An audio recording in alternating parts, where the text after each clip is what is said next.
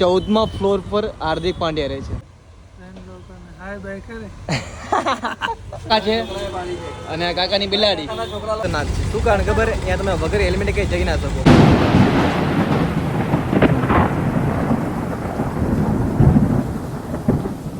All right ગુજરશો, કેમ છો? સ્વાગત છે મારા ન્યૂ બ્લોગમાં, ન્યૂ વિડીયોમાં. કઈ શું કહીશ, આજનો જે બ્લોગ છે કંઈક અલગ છે.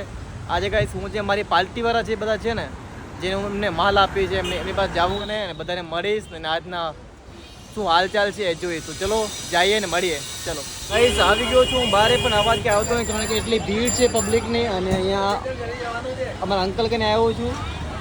આજે હું ફરવા માટે આવ્યો છું, મળવા માટે આવ્યો છું. એટલી ભીડ છે આજે સ્કૂલને અને એટલી અવાજ પણ આવતો જ નહીં. હું તો આપણે અંદર જઈને અંકલ જોડે કરી કાંઈ. હું જે આવ્યો છું ને તે અમારા કાકા એક બિલાડી પાડી છે. આ અમારી બિલાડી છે. ખબર નહીં કાકાએ કેમ પાડી છે, પણ કાકાએ બિલાડી પાડી છે. આ અમારા કાકા છે અને આ કાકાની બિલાડી. છોકરા લોકોએ પાડેલી, કાકાના છોકરા લોકોએ પાડી છે. આ કાકાની બિલાડી છે, બરાબર. અને આ કાકાની અમારી આ કાકાની દુકાન છે. જો આ બલોની દુકાન છે. તો કાકાને આવ્યો છું મળવા. તો દોસ્તો કોઈને મુંબઈ રહેતા હોય અને કોઈને કઈ વસ્તુ લેવી હોય તો આપણે કાકાની દુકાને આવજો. ત્યાં તમને એકદમ સસ્તી વસ્તુ મળશે. આ અમારે કાકા છે. કાકા કહી દો મારા દોસ્તોને કે કઈ વસ્તુ લેવી તો આવજો અહીંયા કને. હા, હોલસેલમાં બધું મળશે. ફૂગા બર્થડેના પ્રિન્ટિંગ કરાવવાના તો પ્રિન્ટિંગ પણ થશે, ડેકોરેશન કરાવવા હશે તો ડેકોરેશન પણ થશે. આપણું ટોટલિંગ વસ્તુ મળશે. અમારા અંકલ છે, એમની પાસે તમારે જે બી વસ્તુ જોઈએ એ બધી વસ્તુ મળશે. આજે મને એમ કે ચલો ભાઈ આજે બહાર જવું અને જે આપણા દુકાનવાળા જે આપણે ઓળખીતા છે એની સાથે વાતચીત કરી અને ટાઈમપાસ કરીને બ્લોગ બનાવી. તો આજે એક બ્લોગ બનાવવો ઠીક છે. અને હા જો આ એમની બિલાડી પારેલી બિલાડી છે. ઓય આ એમની બિલાડી પારેલી છે અને આ એમની દુકાન છે અને અમારા કાકા છે. ચલો મળીએ આપણે બીજે આગળ જઈને. તો હવે આવી ગયો છું બીજી દુકાને, બીજા શેઠને મળવા, મતલબ બીજા ભાઈબંધને મળવા. આ અમારે રાજસ્થાન જો મહાપ્રતાપ છે, બરાબર. તો હવે આવી ગયો છું અહીંયા બીજી દુકાને અને બીજી દુકાન પાસે આપણે લઈ લઈશું ઓર્ડર. ચલો જઈએ આપણે બીજી દુકાને. શેઠ છે આ દુકાનના, બરાબર. અને હવે આપણે લઈ લઈશું આ દુકાને ઓર્ડર. મારા જે ગામના છે, જે મારા ગામના અહીંયા માણસ છે આપણે રાજવાળા. તો આ દુકાને જઈએ અને મળીએ આપણે એને, જે મારા ગામના જ છે પ્રકાશભાઈ. તો આપણે પ્રકાશભાઈને મળીએ અને કરીએ વાતું. કહીશ આજે હું એટલો તડકો હોવા છતાંય હું તડકામાં છું, કારણ કે મારે બધે ફરવું છે અને જે બી સગાવાલા છે મેં મળવું છે, ઠીક છે. તો આજે ગમે એવો તડકો હોય કે ન હોય, પણ આપણે બધા જેટલા પણ સગાવાલા નહીં, મતલબ જે મારી પાર્ટીવાળા છે ને એ બધી પાર્ટીવાળાને મળવું છે અને વાતચીત કરવી છે, ઠીક છે. તો જઈએ આપણે આપણા ગામવાળાની દુકાને. ચલો તો ગાઈસ હું અત્યારે મારા જે ગામવાળા જે છે અમારા પ્રકાશભાઈ એમની દુકાને આવ્યો છું, બરાબર. અને આજે મારે કામ આખું દે જ છે, બહાર ફરવાનું, બહાર જવાનું અને બધે મોજ કરવાની અને તમારે મોજ બતાવવાની. આજે જો હું પ્રકાશભાઈની દુકાને આવ્યો છું. પ્રકાશભાઈ શું કહો? બસ મોજ છે, મોજ. કેવી મોજ છે? એકદમ જોરદાર. જોરદાર. તમે મારા દોસ્તાને કહેવા માંગો, મારા ફ્રેન્ડ લોકોને કહેવા માંગો? હાય બાય કરે ભાઈ હાય બાય કરજો, એમ કે હાય બાય કરજો, બરાબર. અમારા પ્રકાશભાઈ છે, મારા ગામના જ છે. આજે અમારે જેટલા બી પાર્ટીવાળા જે છે, જે મતલબ અમે ઓર્ડર લેવા જઈએ છીએ, પેમેન્ટ લેવા જઈએ, એમને હું તમને મલાવીશ ને બતાવીશ, ઠીક છે. અને આજે આખો દિવસ આપણે મોજ આવી રીતે જ કરવાની છે. તડકો ઘણો છે, પણ ગમે એવો તડકો હોય કે ના હોય, પણ આપણે આજે ફૂલ મોજ કરવાની છે, બરાબર પ્રકાશભાઈ? ઓકે. તો ગાઈસ પછી હું બધી કરું ફરી લીધી મેં અને હવે આવ્યો છું મુકેશભાઈ કને. આ એ થોડા શરમાવ છોકરા છે, રાજસ્થાનથી જે પણ બહુ શરમાય છે. તો બચારાને ખબર નહીં, બધી વસ્તુ છોકરીને વેચે. જો લાલી લિપસ્ટિક આ બધું છોકરીને વેચે અને ફોનથી શરમાય. લ્યો હવે કેમેરાથી શરમાય છે કે તમે બ્લોગમાં નાખશો વિડીયો અને બધા જોશે એટલે મને શરમ નહીં આવે.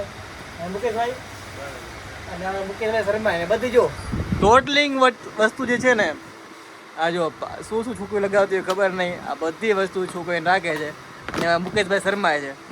શું કહો મુકેશભાઈ? કેમ શરમાવો? કેમ તમે શું કારણ શરમાવો? હે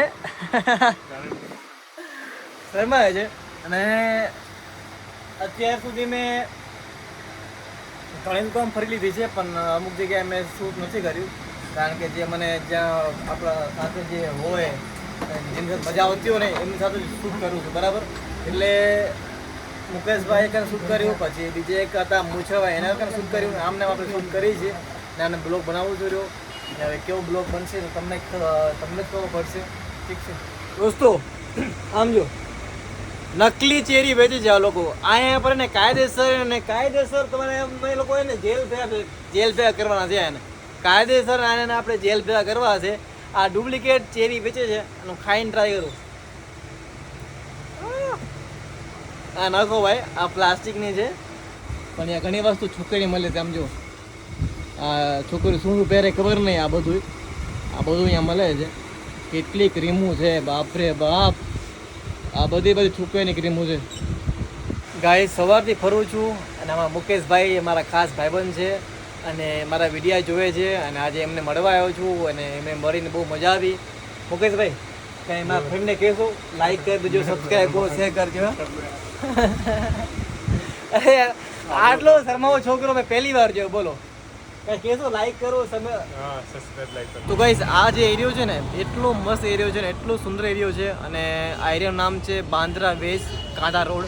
ગાઈસ આ જે એરિયામાં છે ને એ મોટા લોકો મતલબ સેલિબ્રિટી, પછી કોઈ હીરો લોકો કે પછી કોઈ ક્રિકેટર મેચના ખેલાડી એ બધા અહીંયા જોવા મળે છે.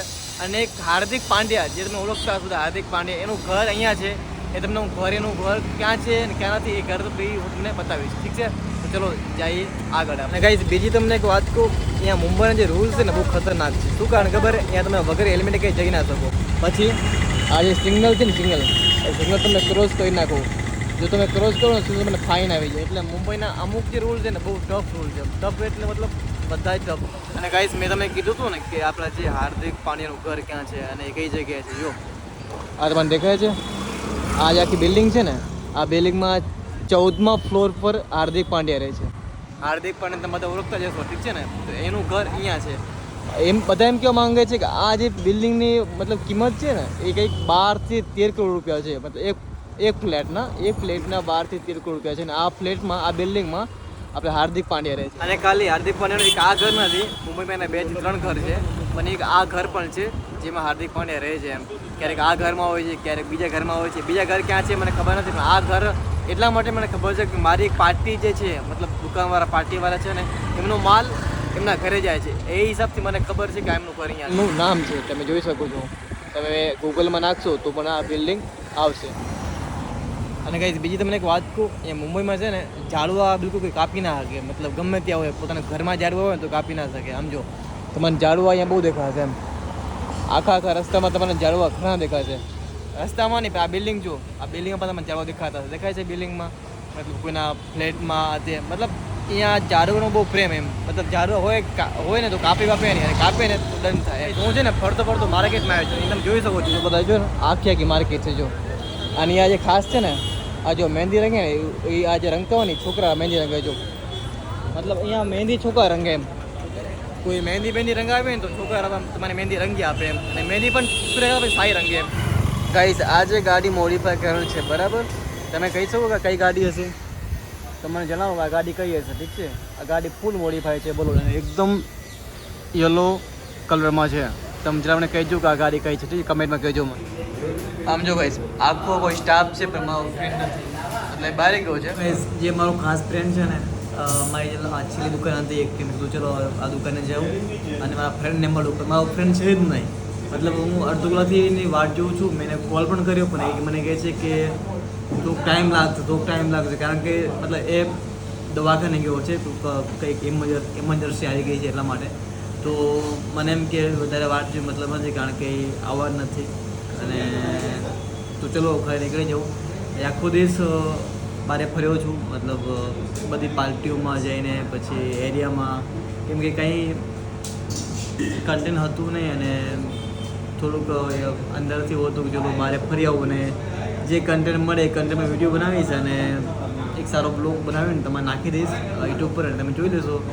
તો એ હિસાબે નીકળી ગયો તો બહાર અને સવારથી બ્લોગ બનાવ્યો, બ્લોગ શૂટ કર્યો છે.